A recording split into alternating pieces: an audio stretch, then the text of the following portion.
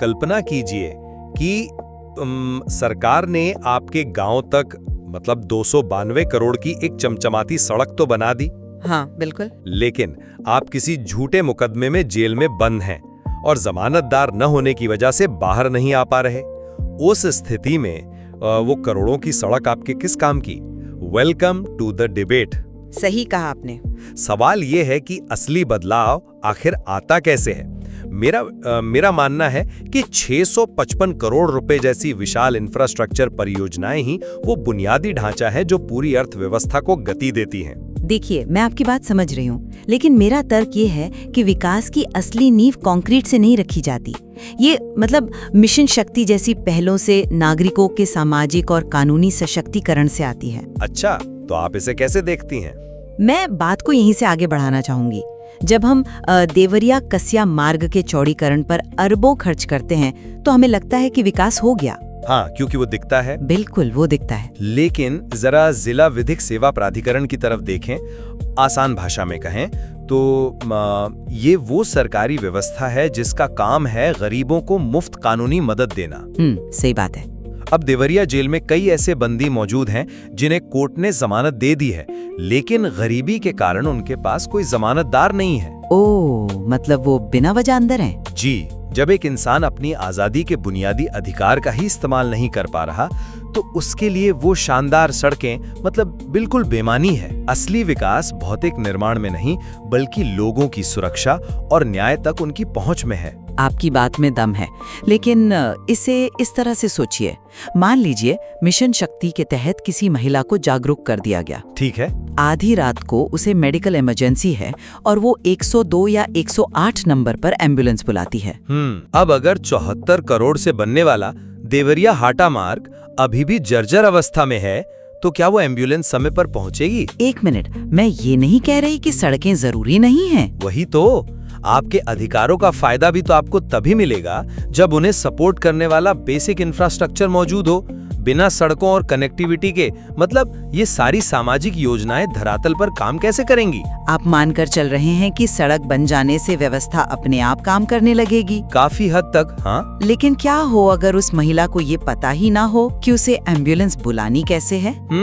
वो तो है। देखिए, जब नारायणपुर चौराहे पर शक्ति दीदी महिलाओं को वन स्टॉप सेंटर 181 या सीएम हेल्पलाइन 1076 के बारे में बताती हैं, तो वे सिर्फ एक नंबर की जानकारी नहीं दे रही। हाँ, वो एक तरह का कॉन्फिडेंस दे रही हैं। बिल्कुल, वे पीढ़ियों से चली आ रही एक सामाजिक चुप्पी को तोड़ रही हैं। जेल में महिला बंदियों के बच्चों के लिए दूध और शिक्षा का इंतजाम करना, मतलब ये वो बुनियादी बदलाव हैं जिन्हें आप सीमेंट या डामर के बजट से नहीं खरीद सकते। राइट। समाज की जागरूकता ही असल में उस इंफ्रास्ट्रक्चर को मायने देती है।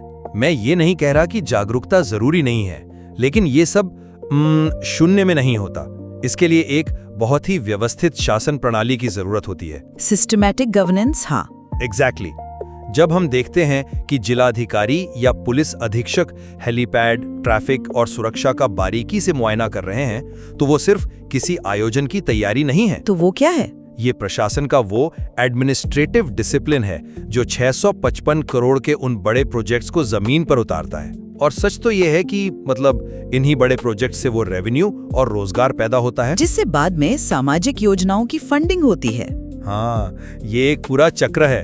पैसा आएगा तभी तो लगेगा। अर्थव्यवस्था का चक्र अपनी जगह ठीक है, लेकिन सवाल प्राथमिकता का है। वो कैसे? अगर प्रशासन की पूरी मशीनरी सिर्फ बड़े प्रोजेक्ट्स को लागू करने में लगी रहेगी, तो जो लोग सिस्टम के हाशिए पर हैं, वो वहीं छूट जाएंगे।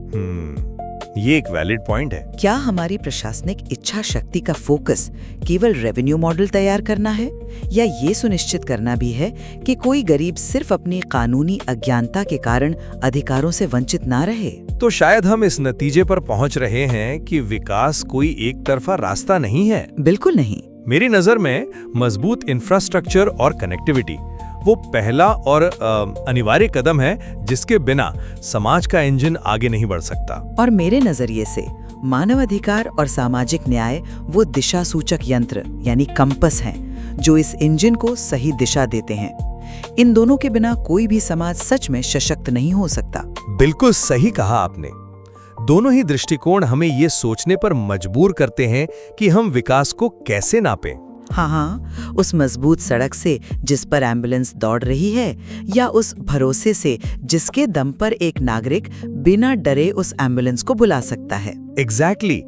इस विषय को समझने के लिए अभी कई और नजरिए बाकी हैं। सच में। आपके लिए विकास का असली पैमाना क्या है, ये हम आप पर छोड़ते हैं। सुनने के लिए धन्यवाद।